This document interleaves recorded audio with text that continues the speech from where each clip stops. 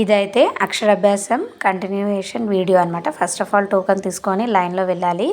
వసంత పంచమి సందర్భంగా చాలా అంటే చాలా రష్ ఉంది. చాలా టైం పట్టింది లోపలికి వెళ్ళడానికి. ఇలా ఒక పెద్ద హాల్ ఉంటుంది. అక్కడ వాళ్ళు చెప్తే మనం అలా కూర్చోవాలి. ఈ టోకెన్ కాకుండా మళ్ళీ బియ్యము ఇవన్నీ నేను ఇంట్లోనే తీసుకెళ్ళాను. అక్కడ కూడా ఉంటాయంట. కిట్ అయితే 250 ఉంది. అయితే నేను గూగుల్లో చూసి ఇంటి నుంచే అన్నీ తీసుకెళ్ళాను. స్లేట్స్ బయట కొనుక్కొని పూలదండ అవన్నీ తీసుకెళ్ళాను. వాళ్ళు కిట్లో అయితే పూలదండలు లేవు, ఓన్లీ బియ్యము, కొబ్బరి గిన్నెలు అండ్ స్లేట్స్, బల్పం అయితే ఉందన్నమాట.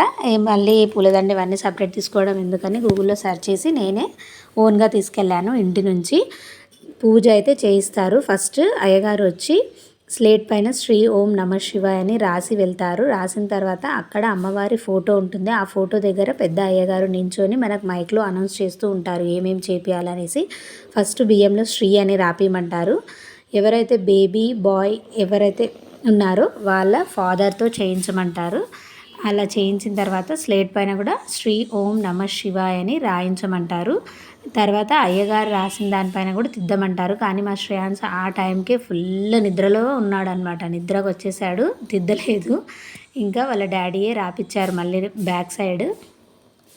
చాలా అంటే చాలా రష్, అసలు అన్ఎక్స్పెక్టెడ్ అనమాట. సో చాలా బాగా అయితే జరిగింది. మనకు అయ్యగారు ఏం చెప్తున్నారో కూడా వినిపించనంత రష్. ఎందుకంటే ఇది చిన్నపిల్లలది కదా, మొత్తం చిన్నపిల్లలు ఏడవడము, అల్లరి, చాలా రష్ అండ్ రష్ ఉన్నదన్నమాట. తర్వాత పూజ అంతా అయిపోయిన తర్వాత, అక్షరాభ్యాసం అంతా అయిపోయిన తర్వాత స్లేట్స్ మేము వేరే వాళ్ళకి ఇవ్వడము, వేరే పిల్లలు మాకు ఇవ్వడము, అలా షేరింగ్ జరిగిన తర్వాత ఇవి మేము వస్తుంటే దిగిన ఫోటోలు. ఫస్ట్ వైట్ డ్రెస్ అని తెగ ఫొటోస్ దిగాడు మా శ్రేయాంష్. తర్వాత ఇలా అయితే చాలా బాగా జరిగింది. తర్వాత ఏంటంటే అక్షరాభ్యాసం అయిపోయిన తర్వాత దర్శనానికి అయితే వెళ్ళాలి.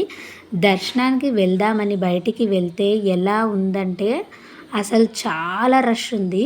సో మేము ఏం చేసామంటే ఫస్ట్ మా మమ్మీ మా చెల్లి అయితే వెళ్ళారు. అంటే అక్కడ అడగడానికి వెళ్ళారు. గేట్ ఏదో ఓపెన్ ఉంటే అలా జనాలే దొబ్బేస్తే అలాగే వెళ్ళిపోయారనమాట. నేను మా హస్బెండ్ ఇక్కడే ఉండిపోయాము, బయట ఉండిపోయాము. సో ఇక్కడ చూడండి, ఇదే దర్శనానికి వెళ్ళే దారి అనమాట. సో నేను మా వారు మా శ్రేయాంష్ ఇక్కడ ఉండిపోయాము. వాళ్ళు వచ్చాక వెళ్దాంలే అని. ఆ రష్లో వీడు పడుకున్నాడు.